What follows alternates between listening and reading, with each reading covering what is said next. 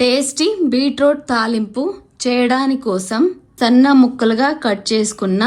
అర్ధ KG beetroot ముక్కల్ని కుక్కర్లో వేసి ముక్కలు మునిగే మాత్రం నీళ్లు, పావు స్పూన్ సాల్ట్ పొడి వేసి అంతా కలిసేలాగా మిక్స్ చేసుకొని మూత పెట్టి 3-4 విజిల్ రాగానే స్టవ్ ఆఫ్ చేసి ఆవిరి పోగానే మూత తీసి ఒక బౌల్లో స్ట్రైనర్ పెట్టి వాటర్ అంతా వంపేసి ప్యాన్లో కొద్దిగా ఆయిల్ వేసి వేడవ్వగానే అర్ధ స్పూన్ ఆవాలు, అర్ధ స్పూన్ జీలకర్ర, 2 పచ్చిమిరపకాయలు, కొద్దిగా కరివేపాకు,